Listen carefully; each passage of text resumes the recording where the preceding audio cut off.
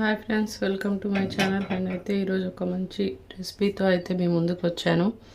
అదేం రెసిపీ అని లాస్ట్ వరకు అయితే చూడండి. ఇప్పుడు ప్యాన్ పెట్టుకోవాలి. ప్యాన్ కొంచెం హీట్ అవ్వగానే దాంట్లో కొన్ని టమాటాలు వేసుకోవాలి.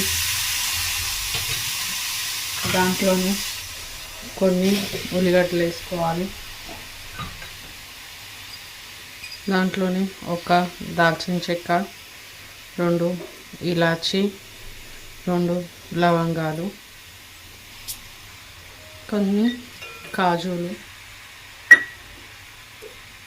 ఇప్పుడు దీంట్లో కొన్ని వాటర్ పోసుకోవాలి. మంచిగా ఉడికించుకోవాలి. వాటర్ పోసుకొని ఇప్పుడు దీంట్లో మంచిగా మెత్తగా ఉడికిపోవాలి. ఇవన్నీ ఇప్పుడు మనం వేసుకున్న ఇంగ్రీడియంట్స్ అన్నీ మెత్తగా ఉడికిపోవాలండి కదండి. ఇలా ఉడుకుతుంది కదా. ఇప్పుడు ఇదైతే చల్లారించుకోవాలండి. స్టవ్ బంద్ చేసుకొని ఇప్పుడు ఇది మంచిగా చల్లారిపోవాలి అంతా. ఫ్రెండ్స్, ఇప్పుడైతే మనం మిక్సీ పెట్టుకున్నాం కదండి. మళ్ళీ ఇంకో ప్యాన్ పెట్టేసుకోవాలి. ప్యాన్ పెట్టి స్టవ్ వెలిగించేసుకోవాలి.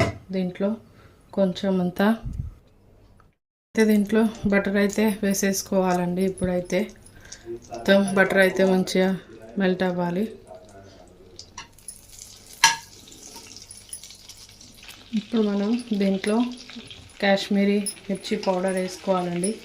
దీన్ని మంచిగా ఒక పొంగు వచ్చేంత వరకు ఉంచాలి. కొంచెం సేపు మంచి కలర్ వస్తుంది ఈ మిర్చి పౌడర్ వేసుకుంటే. ఇప్పుడైతే అది పొంగు వచ్చింది కదండి. ఇప్పుడు మనం ఇప్పటిదాకా గ్రైండ్ చేసి పెట్టుకున్నాం కదా టమాటా, ఆనియన్, కాజు పేస్ట్ అయితే వేసుకోవాలి. వేసి మంచిగా కలిపేసుకోవాలండి. ఇప్పుడు ఇదైతే ఉడుకుతుంది కదండి. దీంట్లో ఇప్పుడు కొన్ని వాటర్ పోసేసుకోవాలి. వాటర్ పోసి మళ్ళీ ఒకసారి కొంచెం ఇలా కలుపుకోవాలి. కొంచెం సేపు మళ్ళీ ఒక ఉడికొచ్చేంత వరకు అయితే ఉంచుకోవాలండి మంచిగా. కొంచెం కసూరి మేతి, దీంట్లోనే కొంచెం సరిపడంత కారం వేసుకోవాలి. దీంట్లోనే సరిపడంత ఉప్పు వేసేసుకోవాలి.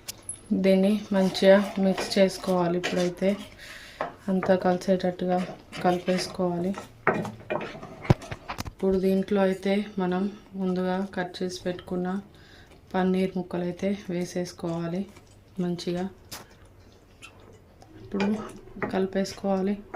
ఒకసారి కలిపేసుకొని ఉప్పు కారం కొంచెం పన్నీర్కి పట్టేటట్టుగా కొంచెం సేపు ఉడకనివ్వాలి.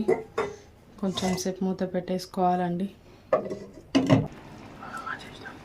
రెడీ అయితే అయిపోయిందండి. ఇప్పుడు దీంట్లో కొంచెం అంత ఫ్రెష్ క్రీమ్ మీ దగ్గర ఉంటే వేసుకోండి, లేదంటే పాల మీద మీగడైనా సరే వేసుకోండి. వేసుకొని కొంచెం అంతా కొత్తిమీర వేసేసుకోవాలండి. అయిపోయింది. Thanks for watching. Bye bye.